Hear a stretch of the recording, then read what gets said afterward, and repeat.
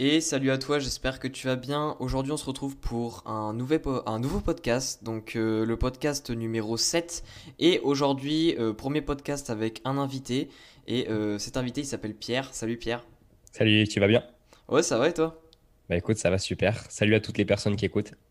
Ouais, donc, bah écoute, aujourd'hui, on va parler d'un sujet, ça va être plutôt autour un petit peu du comment allier plaisir avec la nourriture, principalement. Yes.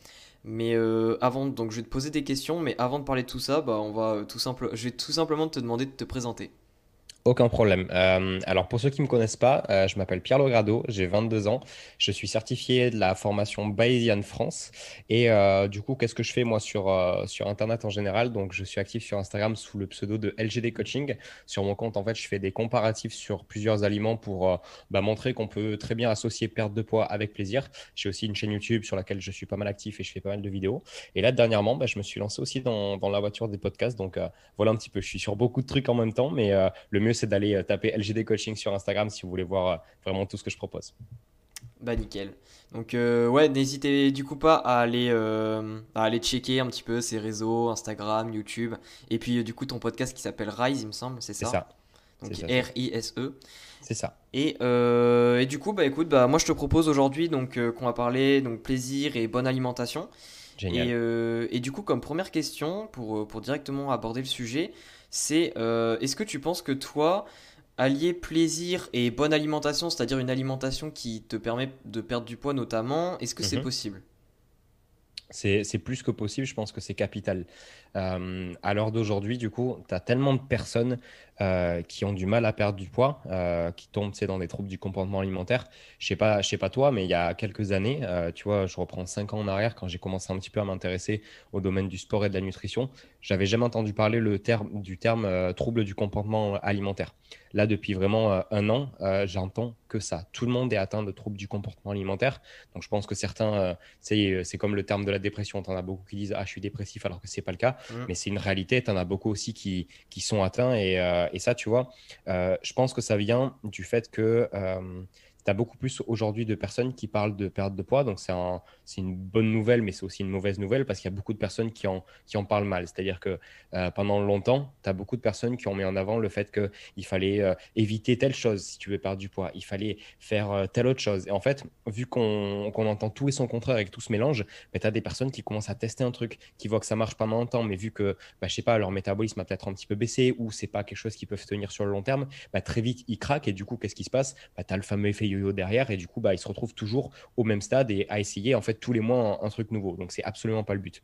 Le fait, selon moi, tu vois, de pouvoir avoir justement cette alimentation où tu allies plaisir et santé, ça te permet en fait de trouver le juste milieu entre être sérieux sur ta perte de poids du coup et avoir des résultats et aussi pouvoir le tenir sur le long terme parce que du moment où un truc n'est pas contraignant, tu n'as aucun problème à le tenir sur du long terme. Donc ce que je dis souvent, moi, tu vois, c'est que je conseille aux gens d'avoir 80% de leur alimentation qui est une alimentation à base d'aliments non transformés, qui va être contrôlée, tu vois, et 20% où ça va être plus du freestyle. Bien sûr, tu as certaines personnes, ça leur posera absolument pas de problème de manger tous les jours des aliments qui viennent de leur potager ou des aliments qui viennent près de chez eux. Ou alors, tu vois, le plaisir, ça va être de faire des aliments, des gâteaux maison, tu vois, avec des bons aliments. Si ça convient à une personne, il n'y a pas de souci. Mais aujourd'hui, tu vois, avec tout ce qu'on a, c'est vrai qu'aujourd'hui, tu sais, on a la facilité de pouvoir commander à manger, de Ouais. pouvoir aller au supermarché acheter des petits gâteaux ou autres. Je trouve dommage, tu vois, si ça te permet de pouvoir avoir une certaine comment dire, tu sais, une certaine flexibilité, tu vois, si ça te fait plaisir de faire ça, si ça te permet d'avoir des meilleurs résultats, je trouve dommage de s'en passer. Là, tu vois, encore une fois, c'est à vraiment la personne qu'il faut voir ça, tu vois, c'est pas, je peux pas dire ça pour une majorité de personnes, on peut pas faire une généralité, il faut vraiment voir ça personne à personne, mais tu vois, je pense que dans une stratégie qui peut être intéressante pour perdre du poids sur le long terme, c'est justement ce 20% de trucs un petit peu freestyle et 80% d'aliments qui vont vraiment être intéressants. Et après, je le rappelle, tu l'auras sûrement dit peut-être sur d'autres podcasts, mais peu importe ce qu'on vous dit sur les réseaux sociaux, pour perdre du poids, c'est pas un certain régime, c'est pas un certain aliment miracle. Pour perdre du poids, il faut être en déficit calorique, c'est-à-dire manger moins de calories que ce qu'on va venir brûler. Du moment où c'est comme ça, peu importe ce que vous faites, vous allez perdre du poids. Bien sûr, en rentrant dans les détails, j'imagine, au long du podcast, mais bien sûr, une stratégie long terme, ça va être de ne pas manger de la merde, tu vois, avec ces calories disponibles. Tu peux très Ouais, c'est bien, ça. tu perds du poids par exemple à 1800 calories, tu peux manger 1800 calories de McDo. Par contre, sur le long terme, tu vas certainement avoir des problèmes parce que ce qui est à l'intérieur, bah, forcément, ça ne va pas nourrir tes cellules comme une alimentation peu transformée peut le faire. Voilà pour ta première question. J'espère que j'ai pas été trop long. Bah non, écoute, bah nickel. En plus, t'as amorcé un petit peu d'autres questions et du coup, ça va être Super. intéressant. Comme ça, on pourra échanger dessus.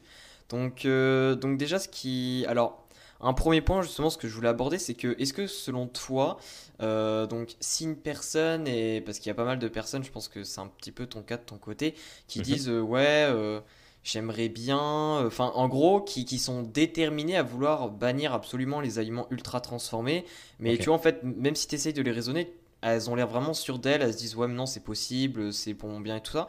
Est-ce que tu penses que raisonner de cette façon-là, c'est une bonne chose ou pas? Alors, en soi, je pense que c'est une très très bonne chose parce que, tu vois, en soi, la manière optimale de s'alimenter serait en effet d'avoir aucun aliment transformé dans son alimentation. Tu vois, l'utopie, ça serait de pouvoir cultiver toi-même tes aliments chez toi, d'avoir, je sais pas, tes poules pour les protéines, de pouvoir bah, toi-même, si t'es du coup consommateur de viande, pouvoir élever tes bêtes et toi-même, du coup, bah, les tuer, tu vois, et de faire ta propre viande. Donc ça, forcément, je pense que ça en découragerait pas mal. Mais c'est vrai qu'il ne faut pas faire ça, je pense, du jour au lendemain. Déjà, tu vois, c'est comme une personne qui est végétarien ou végane pour ses convictions personnelles. Je vois le fait de manger peu industriel exactement de la même manière. C'est une conviction personnelle. C'est-à-dire que tu prends cette décision parce que tu es conscient que bah, dans la nourriture industrielle, c'est de la merde ce qu'il y a à l'intérieur.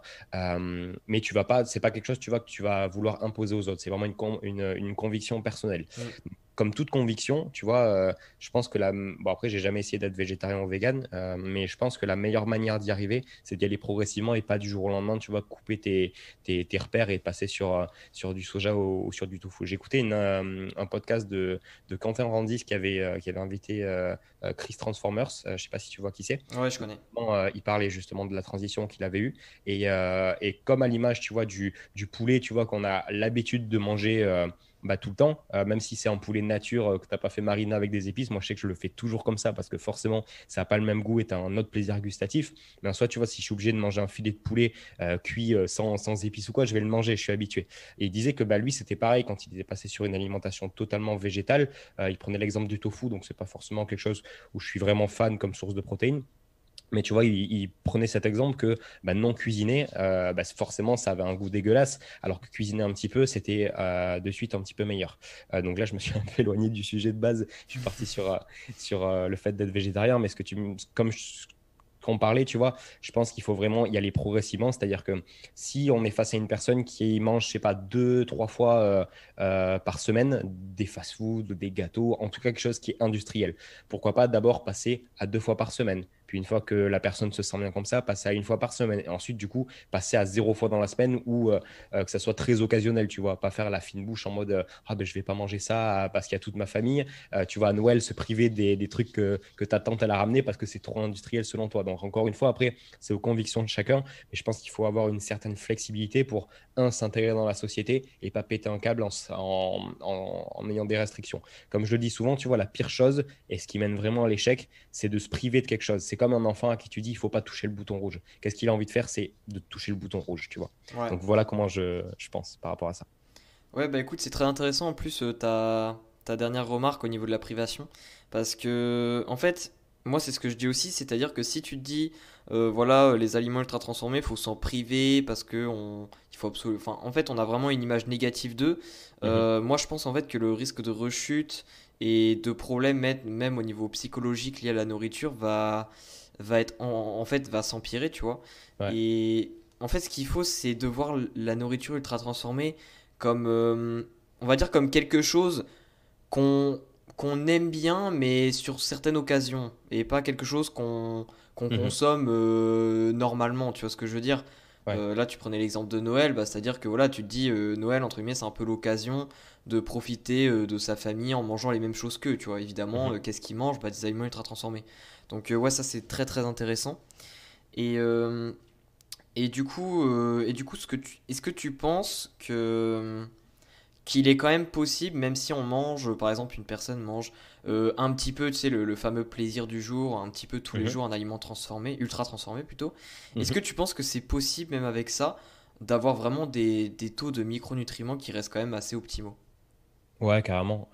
Après, je suis pas. Je pense qu'il y a d'autres personnes qui le font bien mieux que moi, tu vois. C'est vrai que je suis pas du genre à traquer, tu vois, aux micronutriments près ce que je mange. Je Ouais. pars du principe que avoir une alimentation assez variée me permet d'avoir ce que j'ai besoin et tu vois, je me supplémente un petit peu en magnésium et en zinc quand je sens que j'en ai un petit peu besoin. Mais je suis pas forcément l'exemple à suivre de ce côté-là. Je sais que on peut très bien traquer avec Chronometer, une application qui permet justement de voir tous ces taux de micronutrition. Mais tu vois, moi, j'aime bien, tu vois, m'adresser à la plupart des personnes. C'est-à-dire que, en étant honnête, la plupart des personnes ne vont pas s'embêter à traquer tout ce qu'ils vont manger pour regarder s'il y a assez de micronutriments. Donc, les conseils basiques que je peux donner par rapport à ça, c'est justement dans les 80% dont je parlais tout à l'heure, Hmm. d'aliments peu transformés, de varier énormément. C'est-à-dire d'avoir suffisamment de fruits ou de légumes. Déjà, ça assure en grande partie d'avoir suffisamment de micronutriments sur la plupart des choses. Manger des produits laitiers pour avoir d'autres micronutriments là. En fait, c'est pas, tu vois, rester sur la même alimentation et rester tous les jours sur manger la même chose. Il faut essayer de varier un petit peu et de toucher un petit peu à tout, tu vois. Une très bonne astuce pour avoir suffisamment de micronutriments, c'est intégrer des abats chaque semaine dans son alimentation. C'est une source naturelle énorme de micronutriments. Et déjà, si une fois par semaine tu fais l'effort d'en manger, ça peut être pas mal. Et par rapport à, je vais te laisser finir sur cette question, mais si jamais après je pourrais te partager une petite histoire personnelle que j'ai eue avec le fait de se priver et les craquages alimentaires. J'y ai pensé quand tu parlais tout à l'heure, mais je vais te laisser finir avec cette question-là. Ok, bah écoute, nickel. Donc ouais, donc selon toi, les micronutriments, entre guillemets, c'est quelque chose qu'il faut pas particulièrement s'inquiéter, dans le sens où si en fait la majorité de notre nutrition est composée d'aliments bruts et que on n'est pas non plus dans un style de vie où tu vois par exemple on fait des compètes de je ne Mhm. sais quoi, etc. euh, c'est sûr qu'il n'y a pas la nécessité et je pense en plus que traquer vraiment au millimètre près les micronutriments, ça ajoute une pression quand même qui n'est pas Carrément. négligeable. Et je pense en fait que ça apporte plus de mal que de bien pour la plupart des gens. En fait, Donc, ça dépend surtout des personnes, tu vois. C'est comme l'exemple que je te parlais tout à l'heure d'une personne qui veut absolument ne rien manger d'industriel. Peut-être que ça va pas lui poser de souci de ouais, traquer, de regarder tous les jours s'il a assez de micronutriments. Et ça serait génial de pouvoir faire ça, tu vois, savoir exactement où t'en es, exactement. Mais c'est vrai que si tu commences à faire ça et que ça tombe dans l'obsession et si tu culpabilises parce que t'as pas suffisamment de zinc ou de magnésium sur ta journée, tu vois, là, je trouve que c'est quand même une limite. ouais, carrément. Ok. Et du coup, je voulais aussi revenir sur. Donc, tu parlais de tout à l'heure du 80-20, et ça, c'est Ouais, un petit peu tu sais, une règle un petit peu la fameuse règle du 80-20 ou même du 90-10 pour la ouais. diète flexible. On en a parlé pas mal. Et justement, est-ce que tu penses que suivre, enfin, entre guillemets, garder cette règle en tête, c'est juste bien pour le début et après, il faut s'en détacher? Ou est-ce que tu penses qu'on peut vraiment, comment dire, l'apprendre sur le long terme, mais vraiment l'apprendre au sérieux? Ok. Encore une fois, ça dépend des personnes. Tu as des personnes qui vont très bien pouvoir fonctionner. Tu sais, quand je dis 80-20, je sais pas des pourcentages réels. C'est-à-dire que j'ai pas, par exemple, j'ai pas calculé que sur mes 2000 calories aujourd'hui, ben, j'ai 20% de ça. Ouais, Ça va être, tu vois, j'ai acheté une galette des rois tout à l'heure parce que c'est l'épiphanie aujourd'hui. Je me suis pas dit, bah, les 20%, ça va être ça. En soi, les 20% vont être ça, tu vois. Mais j'ai pas calculé à la calorie près ce que ça allait faire 20%. Donc en soi, 80-20, 90, c'est exactement pareil. L'idée, c'est juste de dire, on va manger une grande majorité d'aliments de bonne qualité, entiers, avec des nutriments. On va se garder un petit plaisir dans la journée. Et encore une fois, tu vois, ça dépend vraiment des gens. Tu peux me rappeler la question de base, j'ai oublié ce que c'était. la question de base, c'était est-ce que tu penses en fait, que ce type de pourcentage, on va dire cette idée, elle est vraiment nécessaire qu'on la garde à long terme ou tu penses Ok. que c'est plutôt utile quand on commence et qu'on sait pas où aller? Ok, donc je continue sur ce que je suis en train de dire. Donc, comme je disais, ça correspond peut-être pas à tout le monde. Tu as des personnes. En fait, il faut juste voir qu'est-ce qui va te rendre heureux, en fait. Qu'est-ce qui va te permettre sur le long terme d'avoir une bonne alimentation qui va te permettre d'atteindre tes objectifs. Et je vais te parler d'un truc juste après. Je vais juste finir avec ce que j'étais en train de dire. Mais tu vois, il y a des personnes. J'avais fait un post là-dessus, justement, où ça a choqué pas mal de monde parce qu'ils s'y attendaient pas. Mais en soi, tu vois, tu peux très bien. Tu as des personnes qui sont très heureux avec, tu sais, le fameux cheat meal une fois par semaine. Je suis Mm. absolument pas fan de ce terme parce que pour moi, au niveau conscience alimentaire et relation avec la nourriture, c'est pas ce qu'il y a de mieux. Mais il y a des personnes qui fonctionnent très bien comme ça. Donc ces personnes-là, en fait, elles ont limite plus intérêt à du coup manger clean sur tout le reste de la semaine, tu vois, et se garder tous les petits plaisirs que nous on aurait pu faire de notre côté, tu vois. Imaginons, je sais pas, on a mangé 100 à 200 calories d'aliments plaisir tous les jours de la semaine et ça nous convient très bien comme ça. Donc ça te fait quand même, tu vois, ça te fait 700 calories à la fin de la semaine, mettons. Bah, tu as certaines personnes qui vont peut-être plus aimer garder ces calories en réserve et pourquoi pas les manger le samedi soir d'un coup, tu vois, plutôt que se faire des petits plaisirs tous les jours. Donc en fait, ça dépend vraiment des gens. Et il y a un truc aussi qui est ultra important à comprendre, c'est qu'en fait, tu as des stratégies au niveau de l'alimentation que tu peux bien sûr appliquer pour te faire plaisir.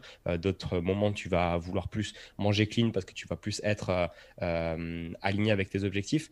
Mais en fait, ce que je trouve vraiment important, c'est que tu choisis le moment où tu vas te faire plaisir. Je te dis n'importe quoi, tu es en plein mois d'août, tu vois, tu es avec tes potes en vacances et tes potes veulent aller se faire un buffet à volonté. Donc là, tu es sûr que tu vas exploser tes calories parce que tu vas pas, en général, quand tu vas sur un buffet à volonté, c'est pas pour compter les calories.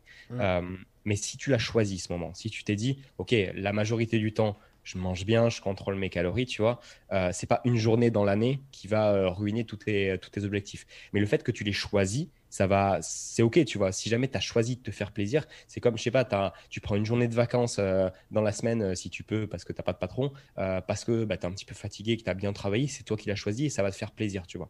Alors que tu as des personnes qui vont avoir des craquages alimentaires et qui vont bah, manger l'équivalent peut-être d'un buffet à volonté sur un craquage. Et là, tu vois, c'est pas quelque chose qui est choisi, c'est pas quelque chose qui est calculé et c'est un truc où tu peux culpabiliser.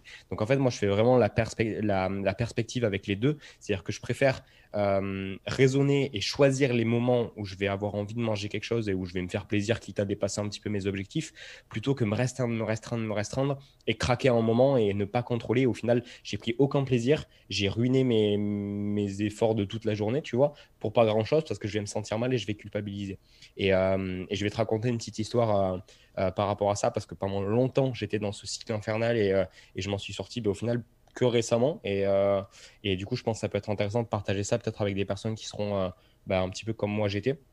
En fait, il y a eu une période où j'étais un petit peu obnubilé par la perte de poids. C'est-à-dire que, tu sais, avec tout ce qu'on voit sur Instagram, sur les réseaux sociaux, Mm. on se dit souvent, voilà, je vais être bien sec, je vais avoir les abdos bien apparents. Et ce qu'on oublie souvent, c'est que ce qu'on voit sur Instagram, souvent, c'est pris à un seul moment dans l'année. Et après, les gens réutilisent les posts, tu sais, pour pouvoir poster Ouais, c'est leurs ça. conditions physiques toute l'année. En soi, personne ne peut rester à 8% de masse grasse toute l'année. Ça fluctue un petit peu. Même quand on veut un petit peu reconstruire du muscle, on est obligé de remonter un petit peu. Et moi, en fait, pendant une grosse période, j'essayais toujours, tu sais, d'être vraiment super sec, c'est-à-dire pas avoir du tout un poil de ventre au niveau du bas du ventre. Donc, sachant que pour nous, les hommes, c'est là principalement où on stocke. Donc, en fait, c'est la dernière zone où il reste du gras, en fait. Donc, Mm. pour avoir vraiment le ventre ultra plat, il faut vraiment, en fait, en mon sens, tu vois, et pour ma génétique personnelle, en tout cas, il faut vraiment que je sois hyper sec pour plus avoir du tout de gras au niveau du bas du ventre. Et pendant un bon moment de ma vie, je pense quelques années, en fait, j'ai passé toute ma vie à être en sèche. Donc, moi, j'appelais vraiment ça une sèche à l'époque. Donc, en soi, c'est être en déficit. Mais j'étais en déficit, tu vois. C'est-à-dire que tous les jours, je mangeais 1400 calories. Donc, pour un homme qui fait du sport, tu vois, c'est quand même pas Ouais. énorme. Ouais. En fait, je m'autorisais jamais à être en maintien ou à être en surplus pour construire de la masse musculaire parce que je me disais toujours, ah ben, je vais atteindre mon objectif et une fois que j'aurai atteint mon objectif, bah, à ce moment-là, je vais me mettre en maintien et comme ça, j'aurai plus jamais à faire de sèche, tu vois. Et en fait, en faisant ça, le problème, c'est que du coup, à l'époque, j'avais aucune éducation nutritionnelle, si je peux appeler ça comme ça. C'est-à-dire que je pensais que, bah, par exemple, les glucides, ça faisait grossir. Alors, comme je l'ai expliqué tout à l'heure, ce qui va faire grossir, c'est juste le fait de manger plus de calories que ce que tu viens de dépenser sur la journée, en fait. Du coup, qu'est-ce qui se passait? J'appliquais pas du tout la règle de me faire un petit peu plaisir tous les jours. Et en fait, je voulais jamais me faire plaisir. C'est-à-dire que je m'étais dit, jusqu'à ce que je sois sec comme je le veux, je vais absolument pas manger de trucs qui vont me faire plaisir. Et ça va être des légumes avec du riz blanc, avec du poulet, parce que la viande, c'est une viande maigre et du coup, il y a moins de calories que dans les autres. Et en fait, qu'est-ce qui se passait? C'est que je suis resté vraiment facilement 4 ans dans ce cas de figure-là. Donc 4 ans à manger vraiment en dessous de mes besoins. Donc mon physique n'a pas évolué, c'est-à-dire que je suis resté à peu près au même poids. Alors pendant ces 4 ans, j'aurais pu bien me développer physiquement et passer tu vois, construire ma masse musculaire et du coup me permettre de pouvoir manger plus de calories et du coup pouvoir me faire plus plaisir. Mais en fait, qu'est-ce qui se passait? C'est-à-dire que je tournais du coup sur la semaine à 1400 calories. Et en fait, arrivé à un moment donné, j'avais accumulé tellement de frustration que je prenais ma voiture, j'allais au supermarché du coin avant et je prenais genre facilement 5 paquets de gâteaux et j'explosais tous les paquets de gâteaux au même moment, tu vois, genre en une journée. Donc, Ouais. qu'est-ce qui se passait en fait? C'est que j'avais beau peut-être avoir, je sais pas, un déficit calorique de peut-être 200, 300 par jour, voire plus. Je mangeais tellement de calories à un moment donné qu'en fait, ça rattrapait tous les efforts que j'avais fait. Et en fait, qu'est-ce qui se passait? Du coup, c'est comme si j'étais en maintien. Donc, qu'est-ce qui se passait? C'est que ma condition physique n'évoluait jamais. Je restais bloqué au même point. Et du coup, à ce moment-là, tu sais, tu doutes un peu. Tu te dis, est-ce que vraiment je peux y arriver? Est-ce que ma génétique, c'est pas d'avoir ma bouée au niveau du ventre? Et c'est là vraiment que tu peux péter un câble en te disant que tu n'y arriveras jamais en fait. Et je pense qu'il y a beaucoup de personnes qui sont dans ce cas de figure et qui en fait sont dans ce cercle vicieux. Alors que si jamais tu vois, ils comprenaient juste le fait que tu n'as pas besoin d'énormément de privé et que tu peux quand même te faire plaisir avec ta nourriture, tu peux avoir des super résultats. Donc pour revenir à ta question de base, est-ce que c'est bien pour tout le monde de faire ce petit 80-20 ou 90-10? Ça dépend des gens. Certes, si certaines personnes trouvent un super équilibre en faisant ça, qu'elles le fassent. Si d'autres personnes préfèrent faire un gros craquage par semaine, mais qui ne ruine pas tous les efforts de la semaine, comme je viens de l'expliquer, ça peut le faire aussi. Là, il faut vraiment, tu vois, se connaître soi et voir ce qui nous correspond. Et après, tu as aussi la stratégie de pouvoir te faire plaisir, mais en faisant des trucs maison, tu vois. Si tu adores, par exemple, aller au McDo, mais que tu n'as pas envie d'y aller parce que tu dis que c'est pas ouf et que par conviction personnelle, tu n'as plus envie d'aller au McDo et d'enrichir l'industrie du fast-food, tu peux très bien te faire ton McDo maison, tu vois, en faisant tes propres burgers. Et comme ça, tu peux en plus les personnaliser à ta sauce, tu vois. Donc, pour le coup, ça dépend des gens. Je ne peux pas te donner une réponse fixe de ce côté-là, mais au travers de mon histoire, j'espère en tout cas avoir pu aider quelques personnes qui peut-être se reconnaissent dans le cas de figure que je viens de citer. Eh ben écoute, je te remercie en tout cas. Donc ouais, t'as pas répondu à la question, mais justement c'est intéressant parce que ça permet de montrer en fait qu'il n'y a pas de bonne réponse et c'est souvent Ouais. ça un petit peu en nutrition, c'est que c'est souvent individuel, mais c'est quand même intéressant d'avoir un petit peu la tendance, on va dire. Mm. Donc déjà c'est super. Et puis ouais, ce que tu racontais au niveau de ton histoire, etc. En fait, la chose qu'il faut retenir, c'est que il faut pas. En fait, ce qu'il faut essayer d'obtenir, c'est une maîtrise alimentaire à la place d'être, moi, ce que j'appelle être esclave face à la nourriture, tu vois. Ouais. C'est que, c'est que en fait, si on est trop influencé par la nourriture, on va pas avoir les résultats qu'on souhaite. Et à la place, en fait, il faut vraiment avoir j'aime pas dire un contrôle, mais plutôt une maîtrise sur sa nourriture. Mhm. Parce qu'un contrôle, c'est un mot. En fait, les gens ont tendance à dire ouais, j'ai pas de contrôle sur moi. Et en fait, le contrôle, c'est un mot qui est plutôt dans l'ordre du négatif. Ouais. Donc plutôt maîtrise. Mais ouais, en tout cas, très intéressant ce que tu nous as partagé. Donc super, top. Avec plaisir. Et du coup, on va passer à la dernière question que j'avais. Ok. Donc c'est une question en fait, c'est que voilà. Par exemple, imaginons la personne, elle se fait plaisir, etc. Mais sauf que là, bon, il y a un jour, voilà, ça arrive de temps en temps, on va dire. Là, d'un coup, on va dire, elle craque. Mhm. Et en fait, elle sait pas comment agir après cela. Toi, qu'est-ce que tu donnerais comme conseil pour pouvoir agir correctement dès qu'on a craqué, on va dire? Ok. C'est intéressant ta question. Après, il faut voir à quelle fréquence. C'est-à-dire que si c'est une fois, tu vois, de temps en temps, je sais pas, parce qu'elle avait vraiment faim et du coup, après son repas, elle a pas su se contrôler, tu vois, elle a pris deux bols de céréales, des chocolats. Si ça arrive une fois de temps en temps et que c'est extrêmement rare, je vais pouvoir donner des stratégies. Mais après, par contre, si c'est très récurrent, tu vois, et si la personne ne peut vraiment pas se contrôler, là, du coup, on est vraiment dans les troubles du comportement alimentaire. Et à ce moment-là, je pense que c'est essentiel de se faire accompagner par quelqu'un qui est spécialiste du côté psychologie, mais pas seulement. C'est l'erreur que beaucoup de personnes qui souffrent de TCA font, c'est-à-dire aller voir juste, tu vois, un psychologue qui peut être spécialiste des TCA, mais il faut, je pense aussi, se faire accompagner par un coach qui Hmm. va pouvoir aussi faire un plan. Je pense que là, il faut qu'il soit deux personnes pour régler ça. Là, j'ai plutôt parlé du coup de pas une personne qui serait dans les troubles du comportement alimentaire, mais qui du coup craque régulièrement enfin pas tous les jours, quoi, c'est ce que je veux dire. Hmm. Donc qu'est-ce qu'il faut voir? Donc déjà la stratégie que j'appliquerais personnellement si ça m'arrivait, si j'avais un craquage, c'est de pas culpabiliser derrière en me disant c'est mal ce que j'ai fait, machin, demain je vais compenser et me restreindre, du coup je vais pas manger de glucides par exemple le lendemain, parce que ça c'est la pire chose à faire, parce que qu'est-ce qui va se passer? C'est on va restreindre ses portions, donc on va avoir plus faim et on a encore plus de risques de recraquer, surtout par exemple quand tu coupes, surtout si tu coupes un macronutriment entier comme les glucides, là pour le coup ton cerveau il pourra pas réfléchir comme d'habitude, donc en plus de ça tu auras une certaine fatigue supplémentaire qui fera que tu vas peut-être être amené à recraquer derrière, et en plus c'est pas sain si tu rentres dans ce cercle vicieux. Donc personnellement, la stratégie que j'appliquerai si ça m'arrivait, c'est de continuer comme si de rien n'était. C'est-à-dire que j'ai craqué. Est-ce que ça m'a fait plaisir? Ouais, j'ai mangé des trucs qui m'éclatent et ça m'a fait super plaisir de les manger maintenant. Et le lendemain, je reprends comme si de rien n'était avec mes objectifs et je vais manger sainement. Je vais me faire mon petit plaisir comme tous les jours et ça sera très bien. Maintenant, qu'est-ce qu'il faut voir? Il y a certains signes qu'on peut voir arriver. C'est-à-dire que si, je sais pas, si par exemple il est 17 h et que tu manges dans 2-3 heures et que tu commences à te dire est-ce que j'irai pas chez McDo ou Burger King ce soir, déjà tu sens que ça sent mauvais à partir de là. Donc Mm. ce que tu peux faire, c'est partir dans une stratégie où tu vas te dire à ce moment-là, bon, est-ce qu'il vaudrait mieux pas maintenant que je fasse un encas supplémentaire, quitte à dépasser peut-être de 100 ou 200 calories les objectifs que je m'étais fixés aujourd'hui, mais au moins comme ça, tu es rassasié, tu n'as plus cette pensée en tête et tu peux continuer ta journée tranquillement. Et le soir, tu vas manger normalement et tu seras rassasié à la fin de ton repas. Donc pour ça, quelle stratégie je peux donner?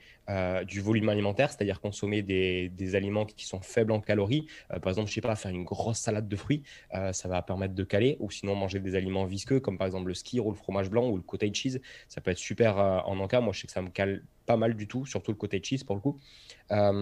Après, ce qu'on peut voir aussi, c'est limiter un maximum tout ce qui pourrait nous pousser à craquer. C'est-à-dire que si jamais tu sais qu'à une heure précise, tu es plus amené à craquer, par exemple, je sais pas, tu es à une demi-heure de manger, si tu te cales devant la télé, tu sais très bien que tu vas avoir passé des pubs de chez Burger King, ou tu sais très bien que, je sais pas, en scrollant sur Instagram, tu auras forcément une pub qui va passer avec un gros burger ou avec une pizza. Pourquoi pas à ce moment-là, tu vois, ne pas forcément aller sur ces médias-là, attendre tranquillement le repas et manger peut-être en pleine conscience sans la télé, et comme ça tu seras bien rassasié à la fin. Après, qu'est-ce que je pourrais te donner d'autre? Voir aussi sur la journée, tu vois, j'ai parlé du volume alimentaire pour l'encas, mais voir si tu appliques cette stratégie aussi sur la journée en règle générale. Est-ce que la plupart du temps tu es rassasié ou est-ce que ça arrive très souvent que tu es faim et du coup tu luttes un petit peu contre ta faim? Là, si c'est le cas, il faudrait plus revoir ton plan alimentaire en entier, c'est-à-dire peut-être rajouter des sources de légumes pour avoir plus à manger, du coup être un petit peu plus rempli. Et en soi, je pense que ça peut être les seules choses que je peux te dire pour éviter de craquer. Donc, ça serait, pour résumer un petit peu, si ça arrive, c'est pas grave. Si ça t'a fait plaisir, c'est super. Et tu reprends comme si de rien n'était sur les jours suivants. Et après, c'est réfléchir du coup à des stratégies pour ne pas craquer. Et ouais, dernière chose que je voulais dire, j'avais oublié. Si jamais c'est trop récurrent et que souvent tu as envie de craquer et de manger, voilà, que tu es sensible à des pubs qui passent ou à l'odeur d'une pizza du voisin du dessous, par exemple, il faut aussi peut-être se demander si l'alimentation qu'on suit n'est pas un petit peu trop restrictive. Quand on a vraiment trop envie de craquer et que tous les jours, limite, on se bat contre nous-mêmes pour ne pas prendre la voiture et aller au fast-food, je pense qu'il y a surtout un problème au niveau de l'alimentation, peut-être quelque chose qui est trop strict comme moi je pouvais le faire à l'époque, pas assez de calories, pas assez de glucides, pas suffisamment de plaisir dans l'alimentation qu'on a, parce que finalement, tu vois, quand on recherche un petit peu et quand on expérimente par soi, on peut se rendre compte qu'on peut faire vraiment des assiettes de ouf alors qu'on mange des trucs super basiques. Je te donne un exemple. C'était il y a 2-3 jours.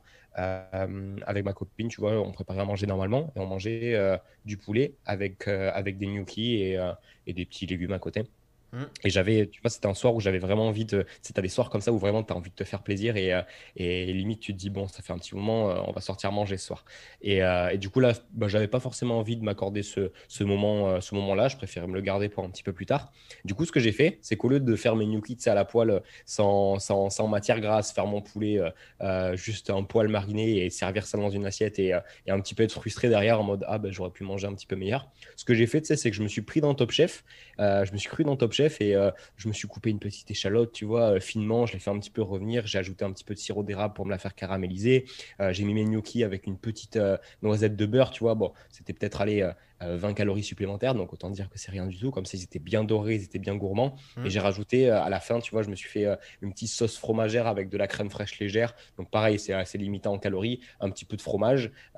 Et du coup, je me suis fait, tu sais, un plat un petit peu gastronomique en mode petit gnocchi avec de la sauce fromage dessus. Et mon poulet, je l'avais bien fait mariner, je l'avais coupé bien finement et je l'avais fait bien revenir et caraméliser à la poêle. Et je me suis régalé, tu vois. Et en soi, ce que je prends beaucoup aussi, c'est le fait de un peu pimper tes plats, tu sais, passer d'un truc au final qui va avoir très peu de goût et qui va pas forcément être plaisant à manger, passer à un super truc qui va te régaler où tu vas te dire, purée, mais en fait, avec des aliments tout simples, je peux me régaler, je peux manger aussi bien que si j'avais mangé à l'extérieur, alors que j'ai suivi ma diète et je suis encore dans mes objectifs. Donc voilà, ça, c'est vraiment les trucs que je pourrais dire si tu es à même à craquer, si ça t'est déjà arrivé de craquer et que tu veux un petit peu réduire ça.